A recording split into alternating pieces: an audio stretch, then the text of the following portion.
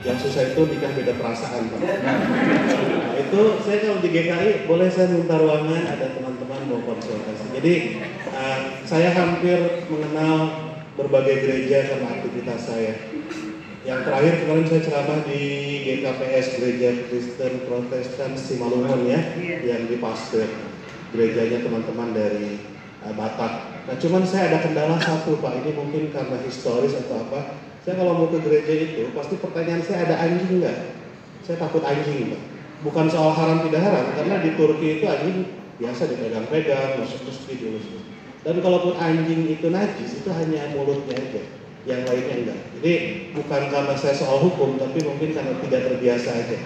Nah waktu saya mau ceramah ke GKPS, saya bilang, panitia ada anjing nggak? Kata GKPS, nggak apa-apa kawan, aman. Di sini anjing takut sama orang Batak. Gitu. Ya udah saya datang. Nah, saya juga sering di HKBP, Pak. Karena HKBP itu menginspirasi. Di Indonesia itu ada satu ormas yang saya tidak sebut namanya, tapi inisialnya FPI, Front Pembela Islam. Saya bilang, mohon maaf bapak-bapak, Front Pembela Islam itu tidak cukup di Indonesia. Karena di Indonesia agamanya tidak hanya Islam kan, ada juga Kristen, Buddha, apalagi Hindu dan seterusnya. Jadi kalau mau jangan Front Pembela Islam, tapi Front Pembela Islam, Hindu, Kristen, Buddha, Protestan. Jadi disingkat FPI HKBP. Harusnya begitu. Nah, aktivitasnya sehari-hari di jaringan kerja antar umat beragama itu dari tahun 99. Saya juga pegang satu lembaga namanya Pusat Studi dan Pengembangan Perdamaian Nawang Wulan. Nawang Wulan itu istrinya Jakarta Harum. Hampir seluruh aktivitas saya memang di isu perdamaian dan isu toleransi. Saya bukan PNS Pak, saya aktivis, tapi waktu Kementerian Agama punya program moderasi beragama, saya ikut jadi instruktur nasional dari kuota aktivis. Jadi saya aktivis yang diajak ke dalam Pokja untuk menjadi menjadi instruktur nasional di moderasi beragama. Lain-lainnya apa yang mesti saya kenal? Saya lulusan di UIN, Universitas Islam Negeri Sunan Gunung Jati di Bandung. Ya itu, apalagi tidak ada yang menarik sebenarnya dalam hidup saya. Itu mungkin Pak perkenalannya ya.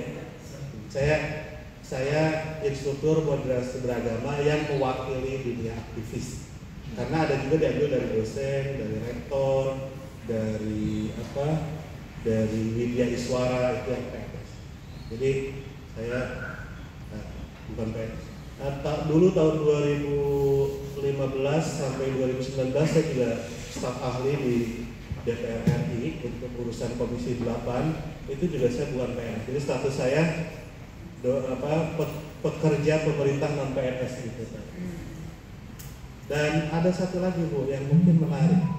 Jadi di Basel, di Switzerland, itu ada lembaga misi Kristen namanya Mission 21. Di situ ada gereja Basel yang kemudian di Malaysia. Mission 21 itu lembaga misi Kristen yang berdiri dari tahun 1800-an. Nah, saya salah satu pekerja di Mission 21. Jadi ibu hati-hati, saya misionaris. Gitu. Mau mulai materi atau? Ya, silakan Pak, kita lanjut ke materi. Waktu dan tempat saya persilakan Pak Wan. Oke Bapak ya, kalau bosan boleh pulang. Saya izin berdiri ya Pak ya. Saya untuk moderasi ini kemarin sudah keliling ke Papua, ke Ternate, ke Sulawesi. Bahkan sebelum ini Pak, saya pernah dibiayai oleh KNLWF, pasti Bapak tahu? KNLWF, Komite Nasional Lutheran Federation. Jadi saya dibiayai oleh Gereja Lutheran untuk keliling dari Sulawesi Utara sampai Sulawesi Tengah jalan darat bersama Pendeta Basa Huta Barat, Pendeta Martin Sinaga, teman-teman PGI. Nah di sana saya keliling untuk sosialisasi Pancasila karena dulu program ini belum ada. Kemudian kami masuk ke kampung-kampung yang sering diserang oleh teroris, kami bikin program bersama. Jadi waktu kami keliling ke Manado, ke Minahasa, saya sempat ziarah ke makamnya Sang Ratu Langit. Jadi selain saya ziarah Selain saya ziarah kubur ke makam-makam Kiai NU, saya juga ziarah ke makam-makam pendeta Kristen. Jadi selain komunikasi antar agama, saya juga berbakat untuk komunikasi antar arwah.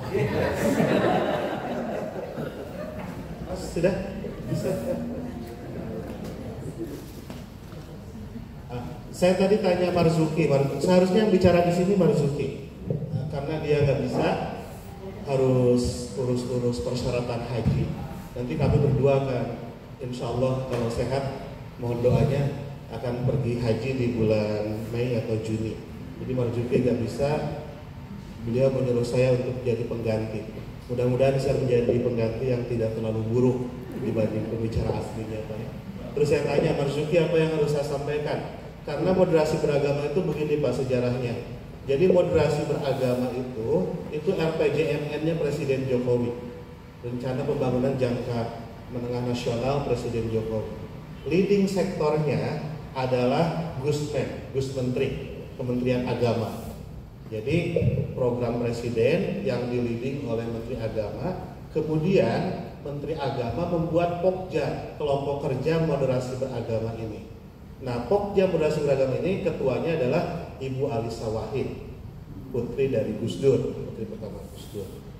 Nah, kemudian Ibu Alisa bikin timnya ada Kiai Fakihuddin, Kiai Fakih dari Cirebon, Kiai Marzuki Wahid, ada Profesor Zainul Hamdi. Nah, kemudian Mbak Alisa bikin modulnya sudah ditetapkan, dan untuk menyampaikan modul itu Bu Alisa bikin pelatihan instruktur nasional. Nah, saya salah satu peserta pelatihan instruktur nasional.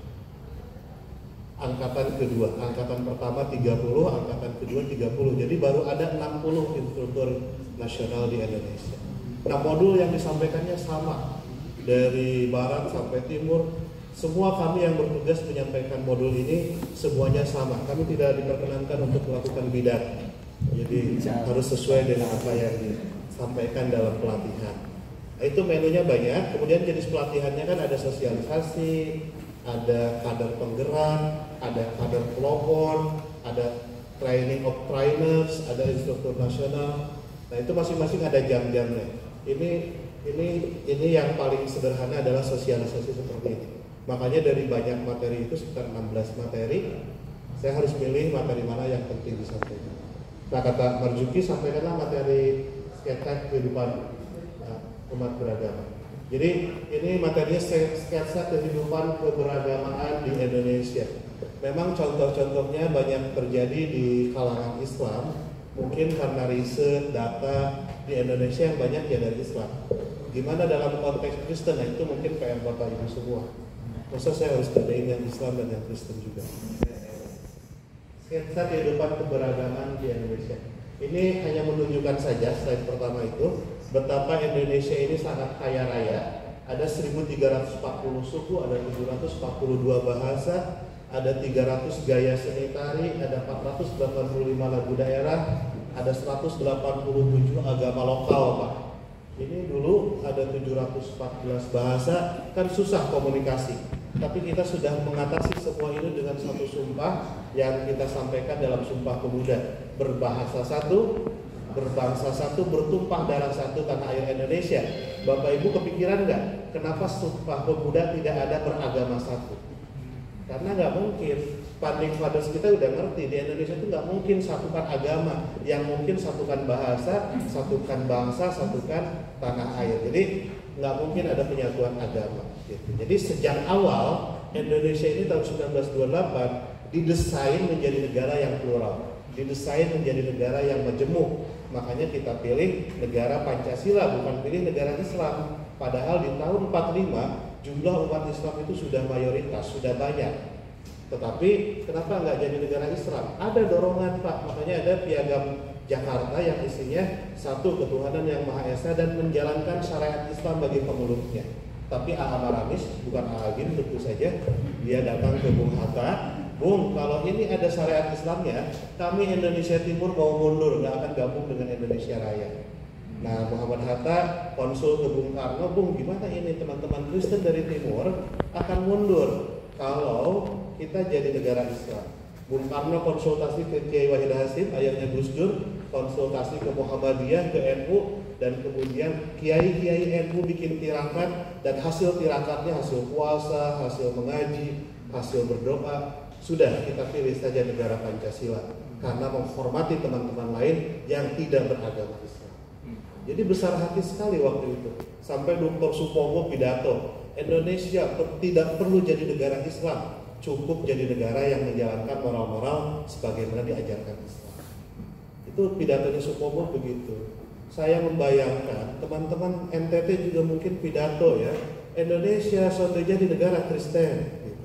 Cukup jadi negara yang menjalankan moral-moral sebagaimana Kristus ajarkan. Nah, di tingkatan moral ketemulah yang namanya Pancasila. Jadi keragaman Indonesia seperti ini dipersatukan dalam Pancasila. Kebayang kalau kita dalam bahasa masing-masing bicara ya, di dalam Batak Karo, terima kasih itu kan bujur ya Bu. Ya, orang Sunda bujur apa? Mantap. Iya. Orang Banjarmasin bujur itu benar. Saya kalau ngobrol dengan orang Banjarmasin, bujur bawaan gitu. Padahal di Sunda bujur mantap. Di Sunda sayur angen, di Jawa sayur jangan kan? Jadi kalau kita berkunjung ke orang Jawa, nah ini jangan tahu, ini jangan, semuanya jangan dimakan. Kan susah, angel.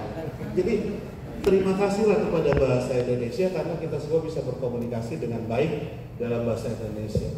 Waktu di Poso saya masuk ke satu gereja, saya harus bicara apa? Bahwa di sini ada 12 bahasa lokal. Ya kalau nggak ada bahasa pemersatu bahasa Indonesia kan susah komunikasi. Jadi 742 gaya bahasa itu bisa diatasi dengan satu bahasa.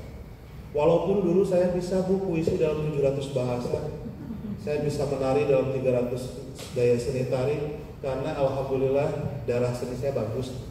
Tapi waktu 2011 saya donor darah seninya keluar semua. Sekarang udah nggak bisa.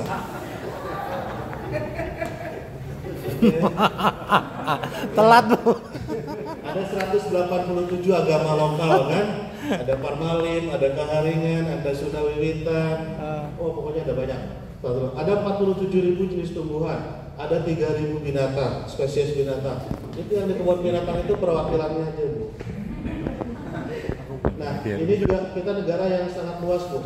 Ini kurang lebih saya menjelaskan, itu luas satu negara di luar negeri sama dengan luas Kalimantan. Ya. Seperti Belanda itu luasnya sama dengan Jawa Barat. Penduduk Belanda sama dengan setengah dari penduduk Jawa Tengah.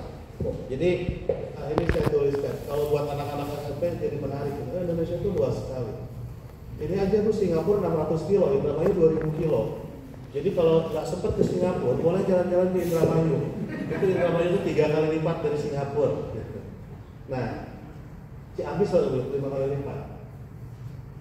Nah, ini jumlah penduduk.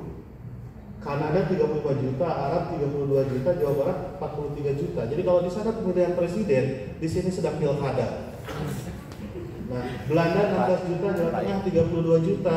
Jadi ibu jangan takut dengan agresi militer Belanda ketiga, karena kalau Belanda semuanya nyerang ke Indonesia, cukup mas-mas Jawa Tengah yang menghadapi orang Belanda.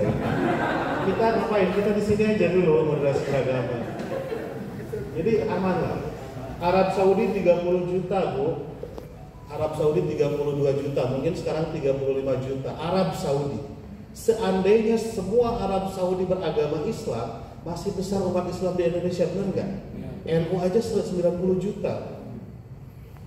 Walaupun NU itu datanya nggak rapi, tapi kalau Gus Dur ditanya, Gus, mana data orang NU? Katanya 90 juta. Nah, Gus Dur jawabnya begini, hitung dulu Muhammadiyah, sisanya pasti NU. Luar biasa. Jadi kalau ada orang yang nanya jumlah jemaat gereja Bapak berapa? Hitung dulu. Gereja saya. Itu cara orang yang Bisa. gitu.